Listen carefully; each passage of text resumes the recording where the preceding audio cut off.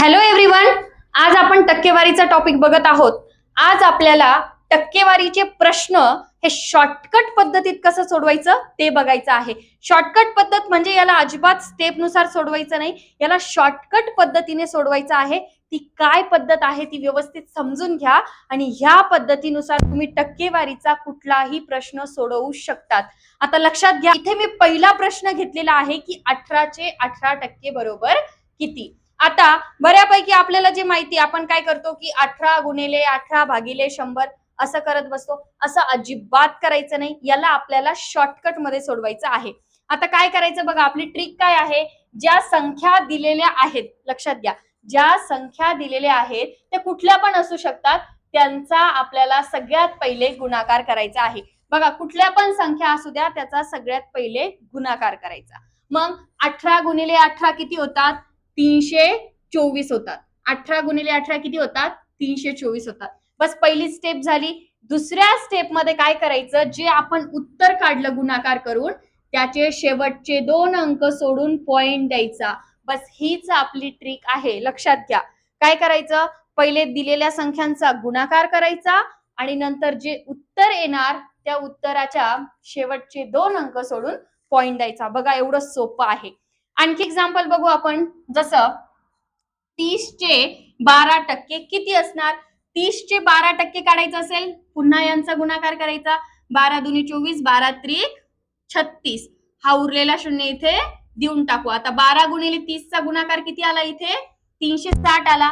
तर काय सांगितलं मी, शेवटचे 1-2 अंक सोडून पॉइंट द्यायचा. पण लक्षात घ्या, जेव्हा आपण पॉइंट देतो, पॉइंट नंतर शून्याला काहीही व्हॅल्यू नसते, म्हणून हा शून्य असा कट केला तरी पण चालेल आणि 3.6 याचं उत्तर आहे.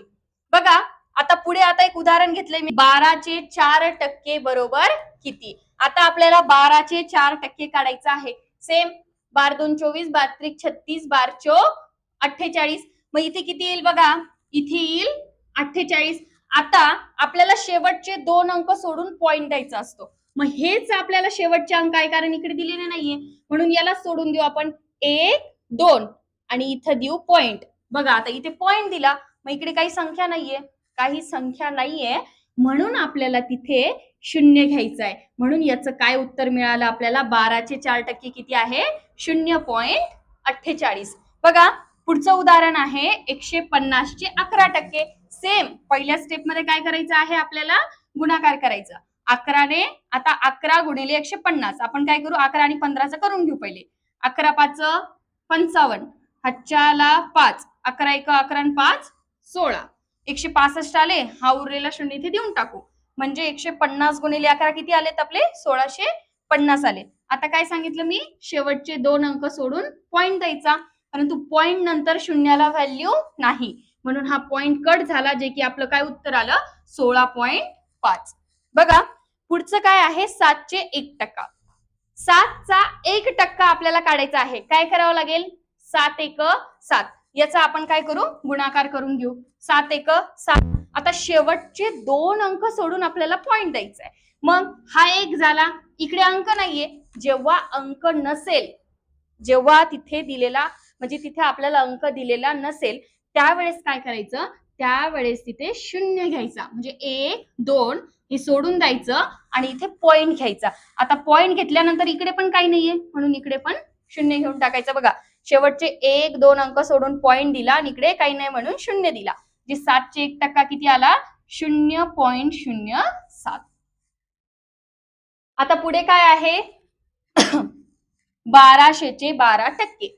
आता 1200चे 12% काढायचे असेल तर पुन्हा यांचा गुणाकार करून घेऊ. 12 गुणिले 12, 12चा वर्ग तोच असतो. 12 गुणिले 12 किती? 144. आणि हे 2 शून्याच्या वर टेकून द्यायचे, म्हणजे 1200 गुणिले 12 यांचा गुणाकार येतो. थोडक्यात किती आला तो? 14,400. शेवटचे 2 अंक सोडून पॉइंट द्यायचा. पॉइंट नंतर शून्याला व्हॅल्यू नसते, म्हणून फायनल काय उत्तर येणार इथे? 144. बघा, हे जे उदाहरणं आहेत, हे उदाहरणं आपण म्हणजे एक पेन नाही पण घेतला तरी पण आपण शॉर्टकट मध्ये सोडू शकतो, कारण की हे तोंडी जस्ट गुणाकार करायचा आणि जे उत्तर येणार त्याचे शेवटचे 2 अंक सोडून पॉइंट द्यायचा आहे. बघा, आता याला आपण तोंडी सोडून बघू. बघा, 250ची 20% किती येणार? हे 250 यांचा गुणाकार करायचा आपण सरळ. 25 दुने किती? 50. आणि हे 2 शून्य टेकले म्हणजे शेवटचे 2 शून्य गेले तर किती? 50. 250चे 20% किती येणार? 50. बघा कसे. 25 दुने 50. हे 2 शून्य इथे देऊन टाकले, शेवटचे 2 अंक सुटले, हे कट होऊन जातात म्हणजे किती? 50. म्हणजे आपण तोंडी पण जरी काढले तरी पण आपल्याला उत्तर मिळून जाईल, एवढी सोपी ट्रिक आहे. जस्ट गुणाकार करायचा आणि गुणाकार करून आलेल्या उत्तराच्या शेवटचे 2 अंक सोडून पॉइंट द्यायचा. बघा आता 42चे 2%. पुन्हा आपल्याला काय करावं लागेल? इथे गुणाकार करावा लागेल. 2 दुने 4, 4 दुने 8, 84 आले. मग आता कसं द्यायचं बघा. आणखी एक याचं सेम उदाहरण आपण इथे घेतलं होतं. 12चे 4%. बघा 48 आलं होतं. सेम उदाहरण आहे इथे 84 आलं. म्हणजे शेवटचे हे 2 अंक सोडलेत आपण, त्यालाच आपण शेवटचे अंक पकडून घेतले. सेम 1 2 सोडले, इथे दिला पॉइंट, इकडे काही नाही म्हणून इथे घेतला 0. सो 0.84 42चे 2% आहे. आणि असं नाहीये की मी एवढे एक्झाम्पल घेतले म्हणून यालाच येणार. ही जी ट्रिक आहे ती टक्केवारीचे कुठल्या पण एक्झाम्पलला येणार ज्याच्यामध्ये हे एकच पर्सेंटेजचं सिम्बॉल असेल. हे मात्र लक्षात ठेवा. हे जे टक्केवारीचं सिम्बॉल आहे ते एकच पाहिजे. ठीक आहे. जेव्हा 2 3 आले तेव्हा काय करायचं ते पण मी अदर टॉपिक मध्ये ऑलरेडी सांगितलेलं आहे. सो आता इथे ही गोष्ट लक्षात ठेवा. म्हणजे टक्केवारीचे अशा प्रकारचे उदाहरण आले तर सिंपल गुणाकार करा आणि जे उत्तर येणार त्याचे शेवटचे 2 अंक सोडून पॉइंट द्या. आता काय आहे? 375. आता 375चे 5% आपल्याला काढायचे आहे. तर काय करावं लागेल? पुन्हा इथे करावं लागेल आपल्याला गुणाकार. बघा आता 5 5 25 म्हणजे इथे आले 2, इथे आले 5. 5 7 35, 35 36 37 म्हणजे इथे 3, इथे आले 7. 5 1 5, 5 2 10, 5 3 15, 16 17 18. किती आलं हे? 1875. मग शेवटचे 2 अंक सोडून पॉइंट दिला म्हणजे किती आले त्याचं उत्तर?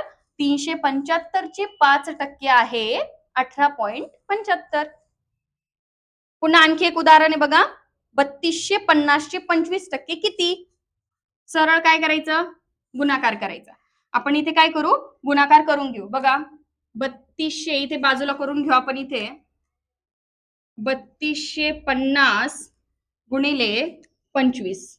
25 शून्य शून्य, 25 5 125, 25 दुने 50, 50 आणि 12 60 62, हे 2, 25 त्रिक 75, 75 6 81. आपल्याला काय उत्तर आलं इथे? 81. इकडे आलं हे 250. आपला नियम काय सांगतो? पहिले गुणाकार करा. हे कितीचं केलं आपण? गुणाकार केला. आता आपल्याला काय करायचंय? याचा शेवटचे 2 अंक सोडून पॉइंट द्यायचा आहे. इथे आपण पॉइंट देऊ आणि पॉइंट नंतर शून्याला काही व्हॅल्यू नसते म्हणून 812.5 आपण याला म्हणू शकतो. बघा आणखी काही उदाहरण दिलेले आहेत, याची तुम्ही स्वतः प्रॅक्टिस करा. तुम्हाला काही ह्या ट्रिक नुसार जर आलं तर कशा पद्धतीने तुम्ही प्रॅक्टिस करून बघा, तुम्हाला लगेच याचं उत्तर मिळून जाईल. तरी पण आपण हे काय करू? उदाहरण सोडून घेऊ. बघा 20चे 4%. 20चे 4% किती येईल? आता तोंडी काढू आपण इथे. सरळ 4 दुने 8, 80 बरोबर आहे. यांचा गुणाकार केला तर 80 आलं. 20 चोक 80. शेवटचे 2 अंक 1 2, इथे दिला पॉइंट, इथे आला 0. आता काय आहे की पॉइंट नंतर शून्याला व्हॅल्यू नसते म्हणून 0 कट. सो आपण याला 0.8 पण म्हणू शकतो. हे शून्याचा जास्त गोंधळ करू नका. जर 0 कुठे द्यायचा आणि कसा द्यायचा हे जर नाही कळलं तर उत्तर 100% चुकू शकतं. बघा इथे आपण जो 0 घेतला, का घेतला?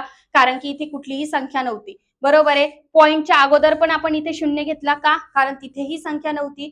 सो त्या पद्धतीत आपल्याला ते करायचं आहे. बघा आता इथे 4000चे 60% ते आपल्याला काढायचं आहे. सरळ काय करायचं? गुणाकार करून घ्यायचा. 6 चोक 24, 6 चोक 24. किती शून्य आहे? 1 2 3 4, 4 शून्य देऊन टाकले. आता आपल्याला काय करायचंय की शेवटचे 2 सोडून द्यायचे. 1 2 सोडून दिले, दिला पॉइंट. किती आले? 2400.